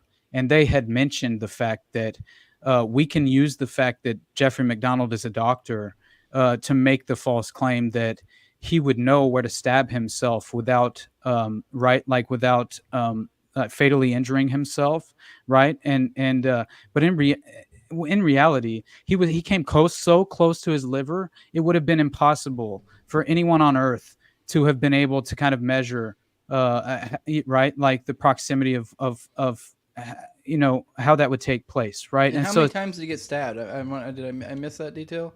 It's the once. It's crazy. I have to look again at the details of how many. I didn't even times. catch that he had been stabbed. To be honest, I must. Oh yeah, he had been stabbed by an ice pick and bludgeoned by a baseball bat, and they claimed he did that to himself. Yes. So stabbed by an ice pick just once. Okay. No, multiple times. I'm not entirely. Yeah. Oh yeah. Oh, fuck out of here! Like, no, he passed out. He passed out. I thought you're trying to. If the claim is he stabbed himself once and hit himself with a bat another time or something. Still pretty ridiculous, but he is brutally beaten. Plausible. Yeah. Maybe the idea of someone stabbing themselves is already hard enough just to do in the first place. So it's like, for real. I mean, because it's just like a natural, like, stabbing yourself is just, I don't know. I mean, maybe there's ways you can do it probably, but Fuck, doing both and then also doing it multiple times? No fucking way. No way in hell. This is retarded. Right. This is ridiculous. All right. Exactly, man. Insane. Exactly. Yeah. So the crime scene itself was never even secured. Upwards of 30 people walked through the house, moving things, contaminating the scene, changing and destroying evidence. Dr. McDonald, he's rushed to the hospital with a collapsed lung and multiple other wounds. His pajama bottoms were negligently discarded, even though they would have been a crucial piece of evidence, of course. And importantly, because the dispatcher automatically figured that there must have been some sort of family dispute, investigators went to the task with a mindset which of essentially just taints the entire investigation from the outset, because McDonald becomes the chief suspect right off the bat, which that does happen often. So it makes sense, but it ignores all this evidence to the contrary, and that's the problem. Is that it was never even sort of grappled with the fact that his initial statement was that he had been brutally beaten by at least 3 men and 1 woman, right? Yeah. And he gave a very specific details in regard to his description of these individuals, including the blonde female with the floppy hat and the go-go boots, and then also this African American individual who had military You got the garb shit on. kicked out by a bitch in go-go boots? Well, I think she was the only one who didn't participate Oh, okay. in the Alright. beating, because the other were men. There was like 3 men at least who did the beating. Did we But ever get a reasoning for why? Like, was there why something this occurred? Yeah, it's did he amazing. discover something, or It's pretty amazing. So Yeah. basically, the initial allegedly, the claim was because he was hard on drug users as a doctor. Beat you to it, Ted. Because he was allegedly hard on drug users as a Mm. doctor and refused to treat some of these heroin addicts or whatever the case was, that was allegedly the reason that he was being targeted, right? Was because these were drug users. It was very kind of like a naive. Wait. The reasoning, was this given by Stokely? This is the official. This is the official narrative, right? Of why this occurred was just the matter of fact that he was a doctor who was. I thought the harsh official on drug narrative was users. though that he did it to his family. That's the official narrative. Well, right? yeah. Right. You're right. I'm sorry. So What I will say is that kind of the explanation, right, behind why he would have been targeted, the dismissal, the explain away to kind of basically kind of, I would say, really kind of just disrupt Are you your. implying this was a defense given? This was a defense. This is an argument given by his defense, and Exactly. probably either didn't want to sound too kooky, maybe had been talked to someone about, hey, don't give the real reason, or whatever. Okay, but go on. Yeah. This was what was put forward within the course of the investigation and the trial, is that allegedly the motive behind any individuals attacking McDonald or his family was the fact that he was a doctor who was allegedly, hard on drug users.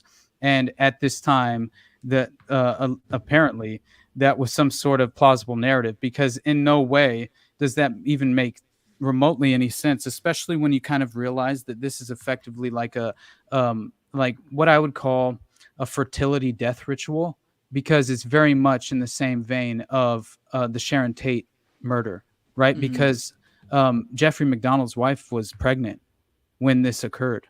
And it's a terrifying prospect, but when you get Did into Stokely ever give a reasoning? Because she Yes. seemed to be okay. There you go. She That's what I did. see. All right. Yeah. What Yep. was her claimed reason they did it? So I will skip, because her statement is a little too long for me to really cover, unless so I'll try and let me kind of boil it down, because basically she claims that no one in the group was wearing gloves. She gives all these excruciating details as to how it happens, and she says, at no time was I near, nor did I see Colette when she was conscious. I did not see either of the children awake or conscious. All of our group except Bruce Fowler had regulation GI short haircuts. Yeah, that's another thing. The African American individual was in military garb, and I believe he even had some specific. I can't remember what his like some sort of representation of what role he played in the military service. I'm not sure as to his position, but I believe it was even mentioned that Jeffrey McDonald himself had said that like that this individual was wearing military uniform, but even gave like details as to what type of military uniform. But either way, she says that that basically Bruce Fowler, she gives a description of him, and then she says, to my knowledge, the group did not attempt to enter any other residence in the McDonald neighborhood that night.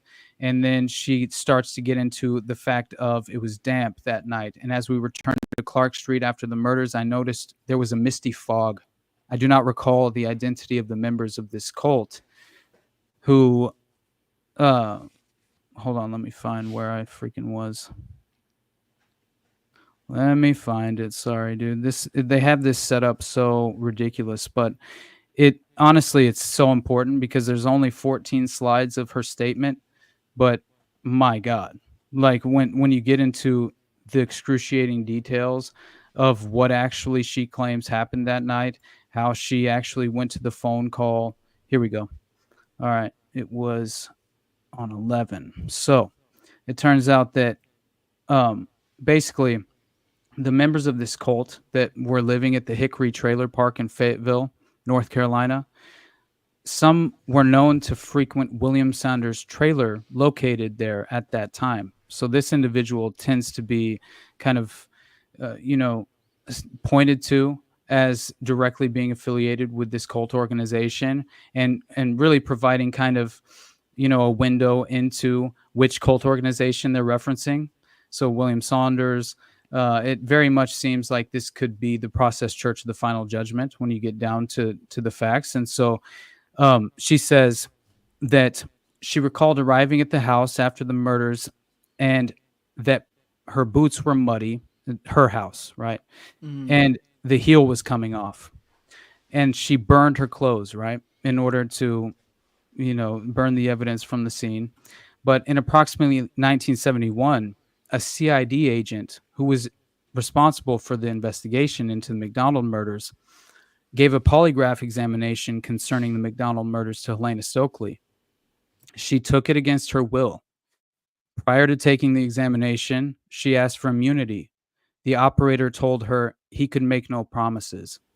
She was later told by Officer Jim Gaddis of the Nashville Police Department that according to the polygraph, she was in the house the night of the murders, that she did not participate in the killings, but she knew the identity of the persons that did the killings. So this was all actually effectively, right, like concluded within the CID investigation. I mean, I don't know if I missed it, but was there a reasoning for why given in there, or did she just not know? I'm getting into it. She's okay, about go to ahead, say. go ahead. Yeah. So subsequent to the McDonald murders, CID interviewed her about this case on 3 separate occasions. They merely asked basic questions, did not furnish any significant information. One of the CID agents who contacted her at Nashville, Tennessee in 1971 was Dick Mahon, but she refused to cooperate with him. She also talked to him in Fort Bragg, North Carolina on one occasion because she had his phone number in Washington, D.C. Now, in 1972, a friend and Helena Stokely contacted this Mahon, Dick Mahon, in D.C.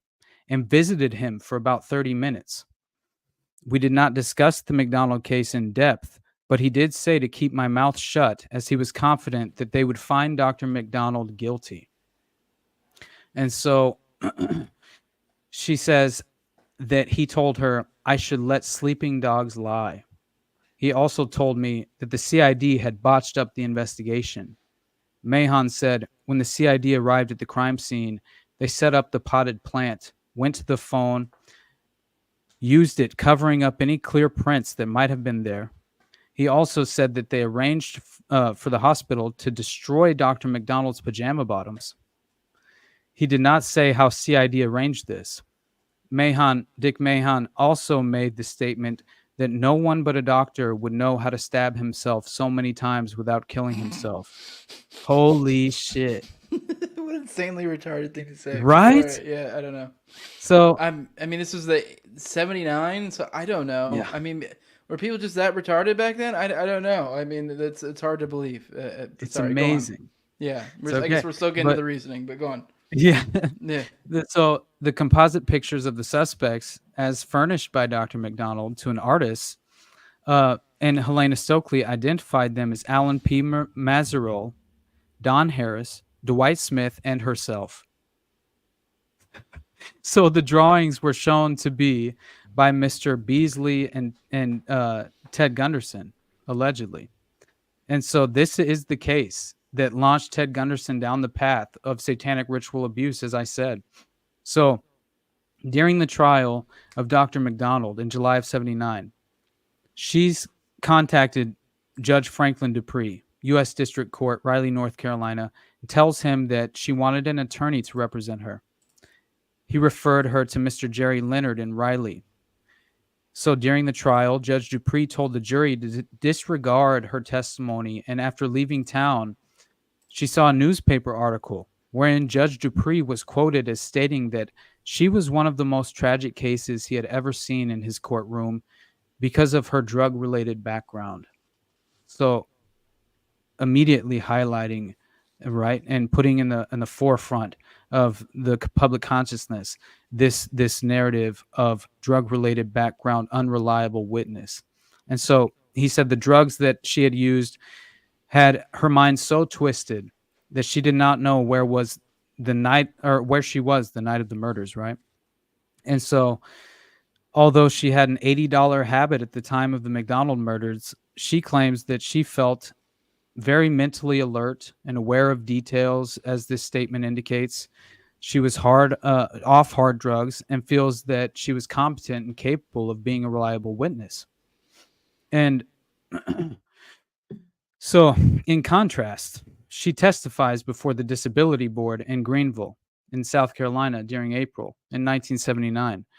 And after hearing testimony of a highly qualified psychiatrist, this judge stated that she was one of the most intelligent witnesses he had ever had in his hearing room. So this has already been, right? Like, just, it's completely just a false narrative in regard to this woman's reliability as a witness. And that was during both courtroom proceedings when she was under oath. And during the McDonald trial, she stayed in North Carolina at a hotel, and apparently early one afternoon after testifying, she ran into one of the individuals who was there at the murder scene in the lobby of the very motel she was staying in. So he told her she better start keeping her mouth shut.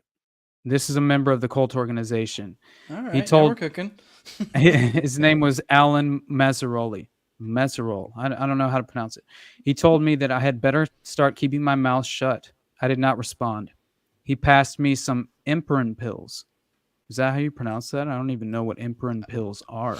I have no idea. But yeah. And she claims that she immediately returned to her room and later flushed the pills down the toilet. So during the trial, Ernie Davis hit her and broke her nose. He was upset because they put her in a hotel room and asked him to leave town because he was harassing her. So she's being beaten during the course of the trial as well after being threatened. And he told her that she should have stood up for him, basically, instead of, essentially hanging him out to dry. And so then she kind of justifies the fact that she had been using narcotics since she was like 15 years old, and that this was in no way any sort of indictment on her credibility. And so basically after that, the end of her statement, she pretty much just says that they pointed to her, ridiculous history of drug use as the reason. But she claims that pretty much regardless, she never sold hard narcotics or prostituted herself. She's not on drugs at this moment, and worked as an informant for Lieutenant Jack Bowlen of the Nashville Metro Police Department in 1971. Has no knowledge of possible infiltration into the cult by CID undercover agents at the time.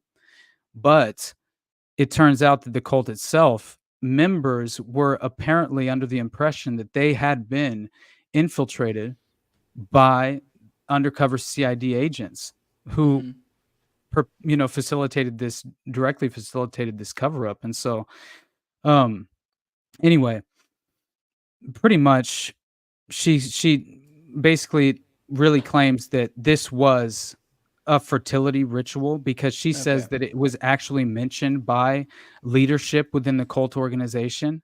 And so she also said that not only was like she basically laid out a hierarchical, standard of what they're looking for within the targets of their ritual.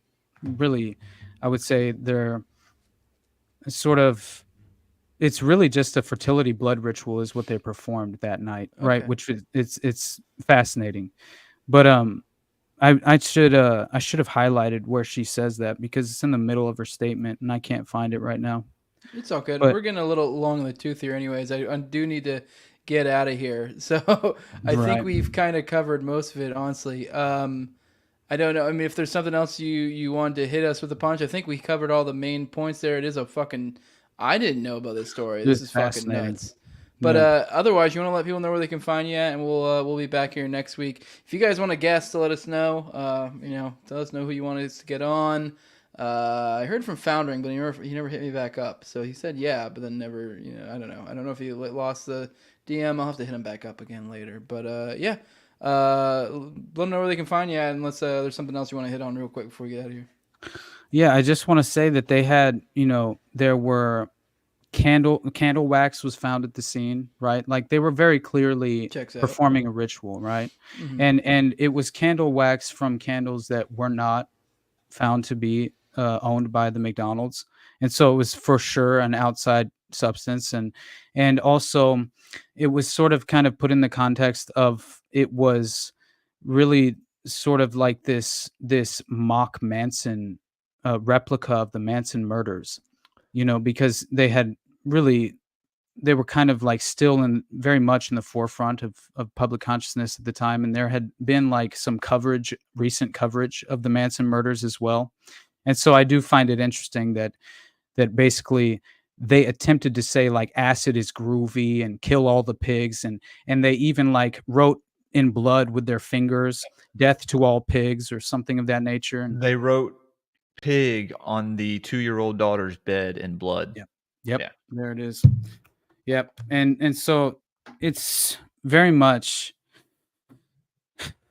man, these Fort Bragg murders provide just another window into satanic ritual abuse being conducted not only by individuals within, circles of prominent authority, but also covered up, right, by individuals within the military itself, which once you get down to the facts of this case, you start to kind of come under the impression that basically they covered this up because it would have essentially exposed the broader agenda at play at the time, which was technically, I think they were outsourcing the drug trafficking from the military, Fort Bragg, military base where they were known to have been facilitating drug trafficking at the time.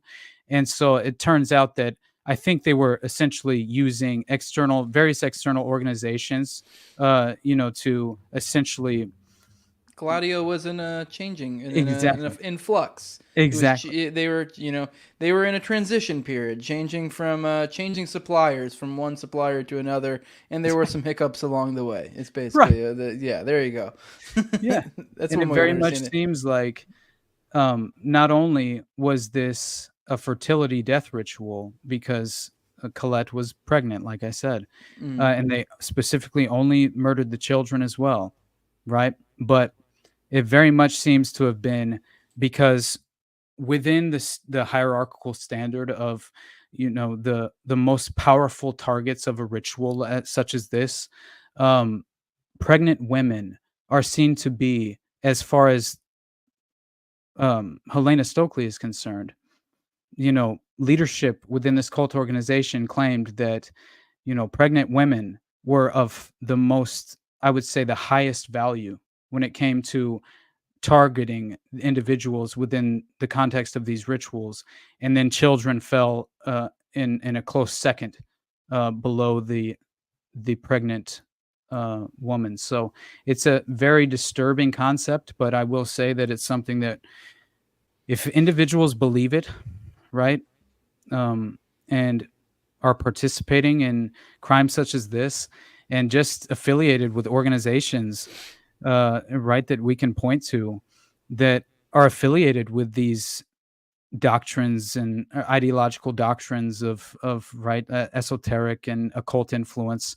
I mean, it's important to understand their belief system. I really believe that, because how else can we sort of defend ourselves against it and witness the patterns, recognize those patterns? I mean, it's I think paramount for us to truly just, every chance we get, right, kind of lend credibility where it's deserving when it comes to cases such as this.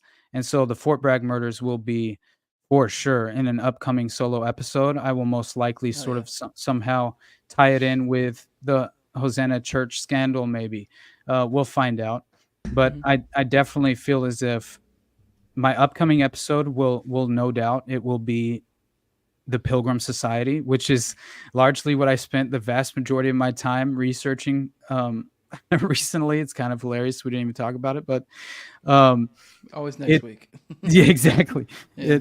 Because it is really like, it's one of those things that once, it's the reason that I tweeted that earlier about being able to discern between the power broker and the puppet, right? Because just, I mean, unelected oligarchs, right, in a closed private room, just deciding the future of global civilization, and we act as if we have some sort of part to play in deciding our fate. And I find that to be very naive at this moment, but I hope I'm wrong, honestly. I really do. But either way, yeah, check out the Fort Bragg murders, because it's very clear Dr. Jeffrey McDonald did not murder his entire family. I don't believe that for a second. And the symbolism itself behind the ritual really is almost just kind of, it just almost makes the case for itself, right? It really is convincing. So look into it. No doubt. And look at Helena Stokely's full statement, because as I said, if you read the whole statement, yeah, it's really hard to, it's very difficult, to act as if she's making these details up out of whole cloth. It just absurd to me. I can't imagine that being the reality. But yes, anyway, Pilgrim Society, voting doesn't matter. I'm sorry, guys. I don't mean to say that to you. let me the very last thing I mentioned, the Epstein victim earlier from the Zorro Ranch property, and I had mentioned that she woke up on an operating table, right, and that it was in the middle of the night. And basically, here's something that I found interesting, is that all of the same victims who are basically, offer very similar statements, they all seem to have this blue butterfly on them, which people have said represents Lilith, right? The first wife of Adam, and essentially they had a policy of harvesting their eggs, and so this woman woke up with the majority of her eggs harvested, and basically a policy of institutionalized eugenics, right? And he was prioritizing harvesting the eggs of these females who would wake up in the middle of the night at the Zorro Ranch facility. And we know that he had a policy of eugenics there. And so anyway, it's just very much interesting that it's not at all far from his property was not far from a military base either. And so again, it just falls within, this pattern. So I'll shut up.